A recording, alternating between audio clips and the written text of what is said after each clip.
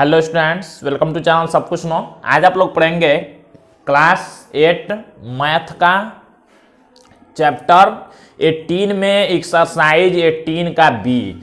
इससे पहले वाले पार्ट में आप लोगों ने चैप्टर 18 में एक्सरसाइज 18A को पूरा कंप्लीट देखा था।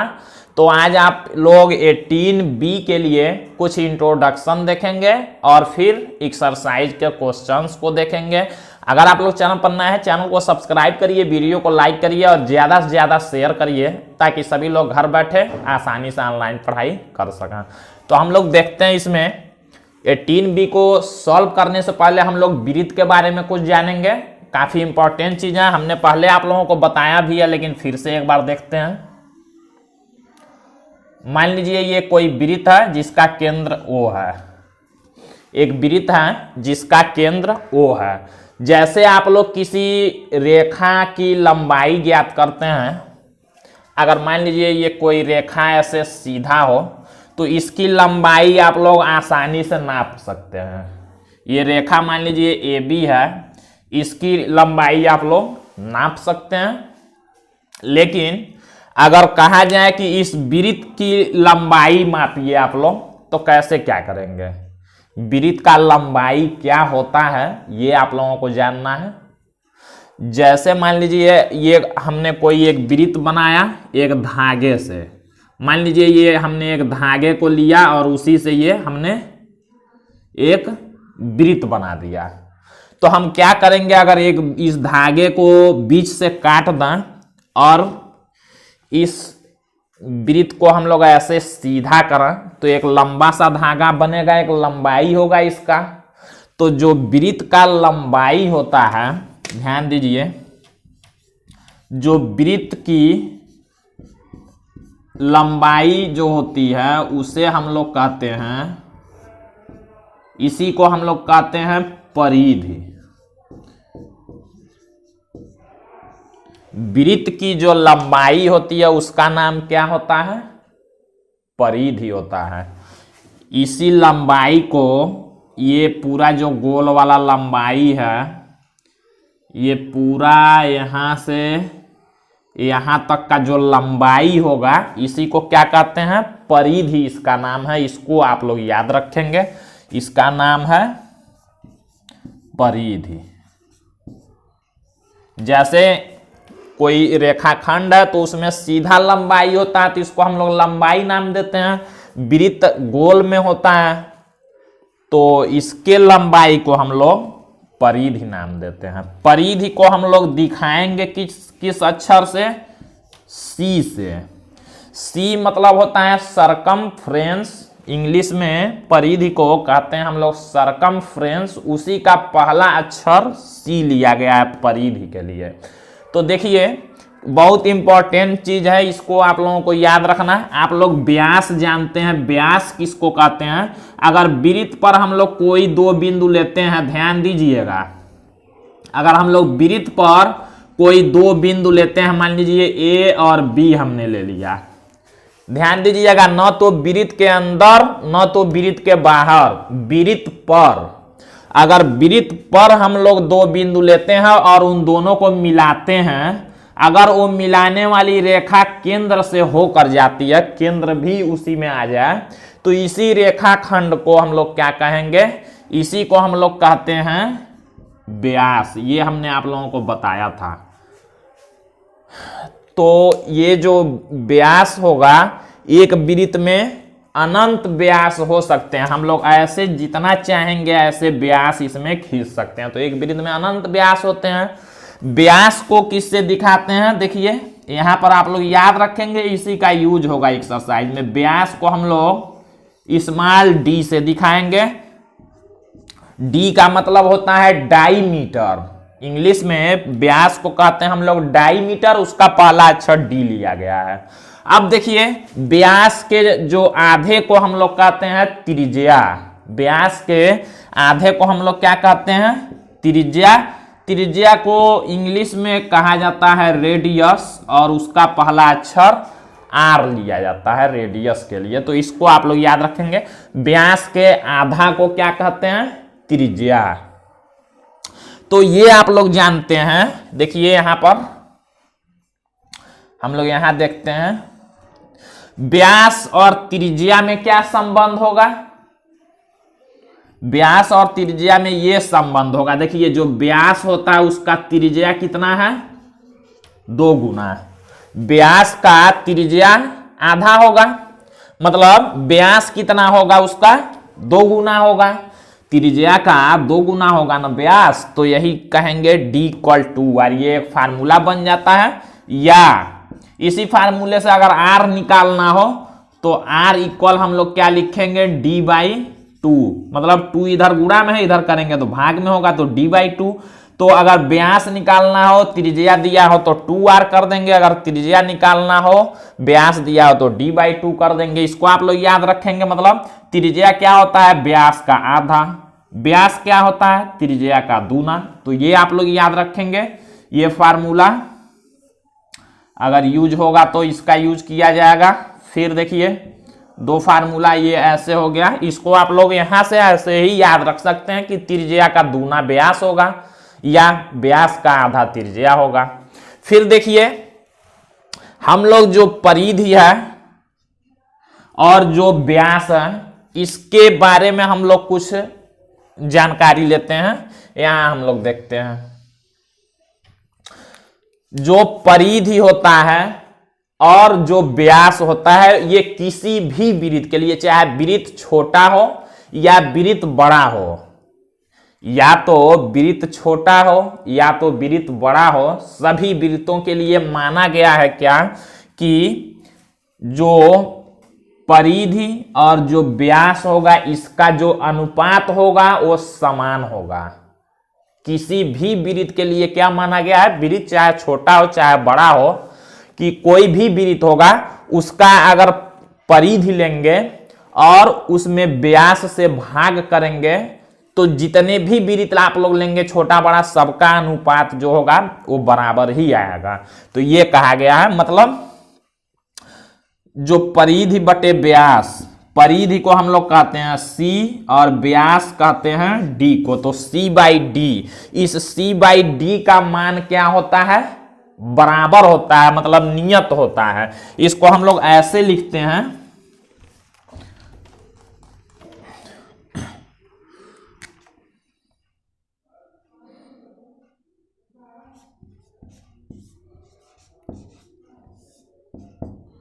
देखिए इसको हम लोग ऐसे लिख लिए। जो C/D होता है सभी वृत्तों के लिए क्या होता है, नियत होता है। C/D का मान निकालेंगे, चाहे इस वृत्त के लिए चाहे छोटा वृत्त निकालना चाहे बड़ा वृत्त लेना, सभी वृत्तों में अगर उस व्यास और उसमें मतलब उसके ये परिधि में अगर व्यास से भाग देंगे तो वो हम सबका बराबर ही आएगा। तो इसी को C/D को नियत कहा गया है। और नियत होता है, इसका मान नियत को कहा गया है, एक यूनानी भाषा का एक अक्षर होता है, एक वर्ड होता है यूनानी भाषा का, पाई। इसको कहते हैं पाई। इसको आप लोग याद रखेंगे। इस नियतांक को क्या माना गया है, पाई। पाई बराबर होता है C/D। ये फार्मूला आप लोग याद रखेंगे। किसी भी वृत्त के लिए जो परिधि होगा उसमें व्यास से भाग देंगे तो उसका मान आता है क्या, पाई। इसका नाम आप लोग याद रखेंगे, क्या है, इसको कहते हैं पाई। इसका मान होता है, देखिए पाई एक अपरिमेय संख्या है, इसको भी आप लोग याद रखेंगे। पाई क्या है, एक अपरिमेय संख्या है।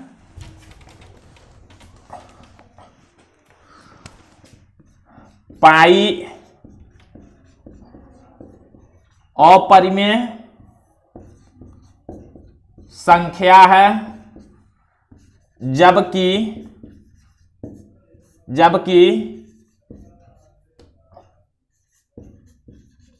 इसका मान 22/7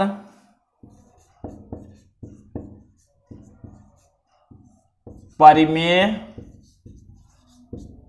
संख्या है। ध्यान से आप लोग समझ लेंगे। जो पाई बराबर एक फार्मूला होता है C/D, वृत्त की परिधि बटे व्यास उसी को कहते हैं पाई। देखिए पाई का जो मान माना गया वो कितना होगा, निकाला गया, इसको याद रखेंगे। पाई का मान होता है 22/7। हम लोग क्या लिखते हैं, पाई बराबर 22/7, या इसी को लिखा गया है 3.14। हम लोग जब क्वेश्चन को सॉल्व करेंगे तो पाई जहां आएगा उसके जगह पर क्या लिखेंगे, या तो 22/7 लिखेंगे या तो 3.14 लिखेंगे। इसको आप लोग याद रखेंगे। तो इसमें कुल कितने फार्मूला हुए, ये तो फार्मूला है, इसको नहीं भी याद रखेंगे आप लोग तो यहां समझेंगे। एक फार्मूला यहां हुआ पाई बराबर C/D, वृत्त की परिधि बटे व्यास। यहां पर आप लोग याद रखेंगे C क्या है परिधि, D क्या है व्यास। अगर हम लोग वृत्त की परिधि निकालें, हम लोग एक उसका फार्मूला हो जाता है परिधि बराबर 2πr। इसको आप लोग याद रखेंगे। वृत्त के परिधि का जो फार्मूला है, परिधि बराबर क्या होता है, वृत्त की लंबाई, परिधि मतलब लंबाई, तो वृत्त का जो लंबाई होगा, परिधि होगा, उसका फार्मूला है 2πr, मतलब तीनों का आपस में गुणा है। r कहते हैं त्रिज्या को। अगर वृत्त का त्रिज्या दिया हो तो आसानी से आप लोग 2πr निकाल सकते हैं। बस ये है। इसको आप लोग d में भी चेंज कर सकते हैं। अगर वृत्त का व्यास दिया हो तो व्यास देखिए और त्रिज्या में क्या संबंध होता है, 2r, मतलब 2r को कहते हैं व्यास। परिधि का एक और फार्मूला हो जाता है, इसको आप लोग याद रखेंगे। परिधि का एक और फार्मूला हो जाता है πd, इसको भी आप लोग याद रखेंगे। तो वृत्त की परिधि निकालने का दो फार्मूला हुआ, कौन सा, एक परिधि 2πr और एक परिधि निकालने का πd। अगर त्रिज्या दिया होगा तो 2πr लगाएंगे, अगर व्यास दिया होगा तो πd लगाएंगे। तो ये क्या होगा, वृत्त की लंबाई निकलेगा, याद रखेंगे इसको। और बाकी ये पाई जो है, पाई का मान याद रखेंगे 22/7 और उसका मान 3.14 भी होता है। भारतीय गणितज्ञ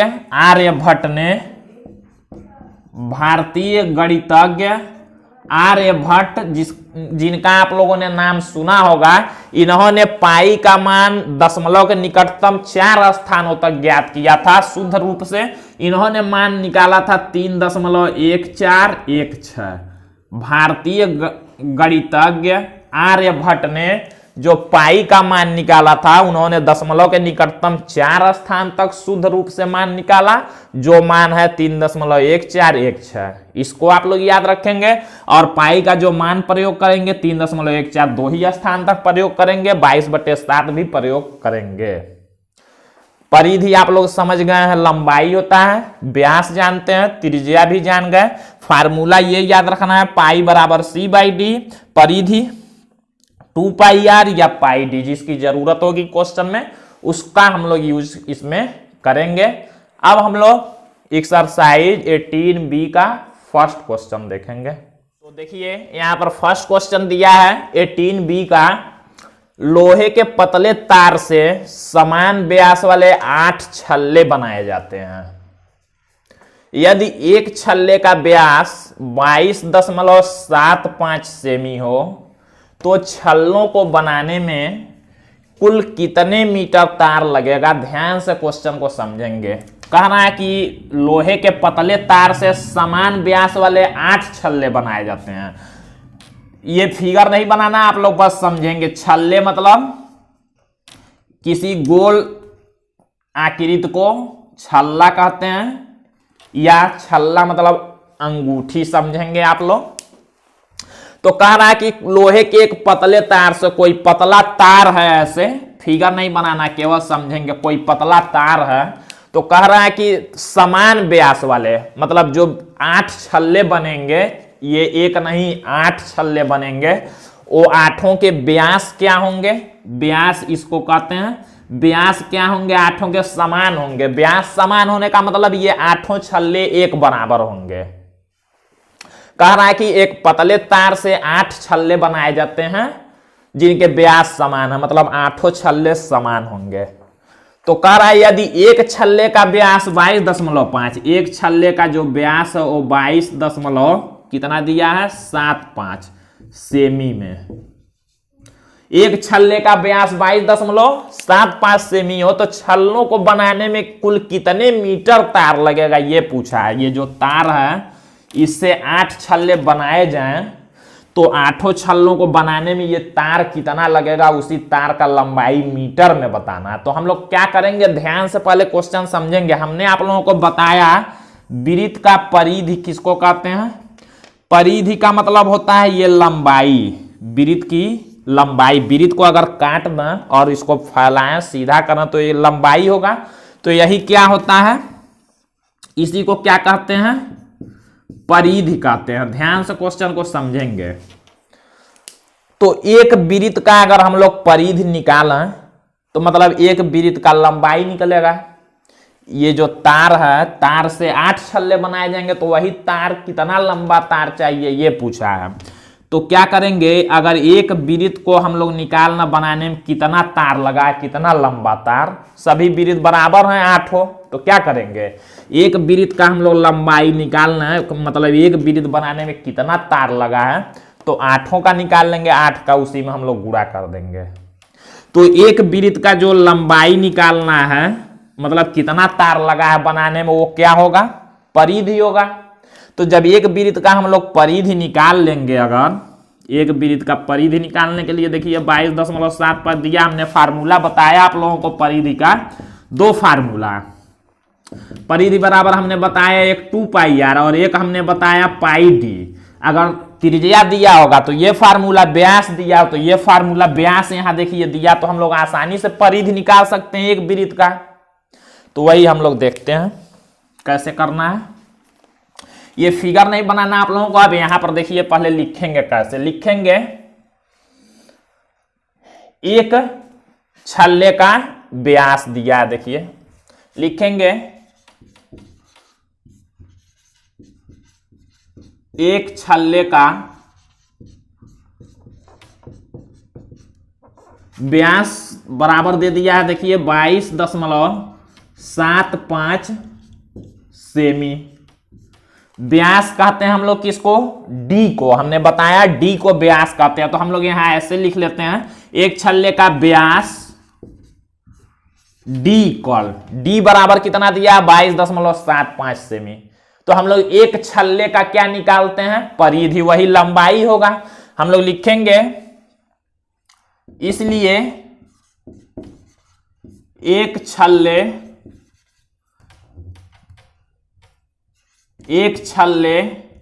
की परिधि बराबर, एक छल्ले की परिधि हमको निकालना है। परिधि को किससे दिखाते हैं, सी से, हमने बताया अभी। तो एक छल्ले की परिधि सी बराबर क्या हो जाएगी, फार्मूला हम लोग लिखेंगे 2πr नहीं बल्कि d दिया है तो हम लोग क्या लिखेंगे, formula c equal pi into D, ये होता है। एक छल्ले की परिधि बराबर हम लोग निकाल सकते हैं c बराबर पाई डी, इसी से। तो हम लोग लिखते हैं c बराबर, पाई का मान 22/7 रखा जाता है, हमने आप लोगों से बताया, या 3.14 भी रख सकते हैं। तो पाई के जगह पर हम लोग क्या लिख लेंगे 22/7 और गुणे डी, डी का मान कितना है यहां देखिए 22.75। हम लोग इसको सॉल्व करके परिधि निकाल लेते हैं। परिधि मतलब एक वृत्त की ये लंबाई निकल रही है, कितना तार लगेगा। तो सॉल्व करते हैं 7 से, देखिए इसमें हम लोग भाग कर सकते हैं, भाग करके छोटा कर लेंगे और फिर गुणा करना है तो गुणा कर लेंगे। तो देखिए 7 से इसको जब कैंसिल करेंगे तो ये कैंसिल हो जाएगा 3.25 बार में।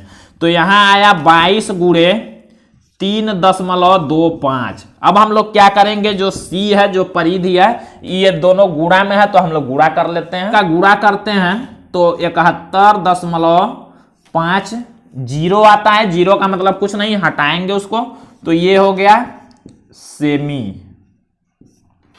देखिए हमने क्या किया, एक छल्ले की परिधि, एक छल्ले की परिधि मतलब एक छल्ले की लंबाई हमने निकाला है, मतलब कितना तार एक छल्ले को बनाने में लगेगा हमने निकाल लिया है यहां पर। अब क्या करेंगे, 8 छल्ले बनाने हैं तो 8 का इसी में गुणा कर देंगे, लिखेंगे इसी को हम लोग ऐसे लिख सकते हैं, अतः एक छल्ले को बनाने में लगे तार की लंबाई बराबर, ये एक छल्ले की परिधि हमने निकाला, उसी को हम लोग परिधि को क्या लिख सकते हैं, एक छल्ले को बनाने में लगे तार की लंबाई, यही निकल गया कितना, 71.5 सेमी। अब हमको 8 छल्ले का बताना है, 8 छल्ले, एक छल्ले का निकला तो 8 का गुणा कर देंगे, हम लोग लिखेंगे 8 छल्ले बनाने में लगे तार की लंबाई बराबर, देखिए 71.5 में हम लोग क्या करेंगे, 8 का गुणा कर देंगे, 8 का जब गुणा करेंगे तो 8 छल्लों का निकलेगा, गुणा करते हैं तो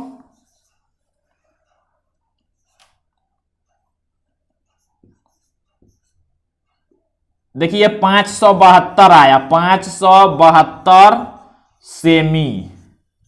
या तो ये आंसर लिखेंगे, नहीं तो देखिए हमने यहां पर क्वेश्चन में जो पढ़ा है यहां दिया है कि कितने मीटर तार लगेगा, ये हमारा आंसर आया है सेमी में, इसको हम लोग क्या करेंगे, बदल लेंगे मीटर में, इसको हम लोग मीटर में बदल लेते हैं। मीटर में जब बदलेंगे तो 100 सेंटीमीटर बराबर 1 मीटर होता है, 100 से हमको भाग देना होगा, हम लोग लिखेंगे बराबर करके 572/100 मीटर, सेमी को हमने मीटर में बदला, तो यहां पर ये सेमी में आंसर अगर नहीं यहां पूछता मीटर में तो हम लोग यही लिखते, लेकिन हम लोग 100 से भाग करके मीटर में बदलेंगे।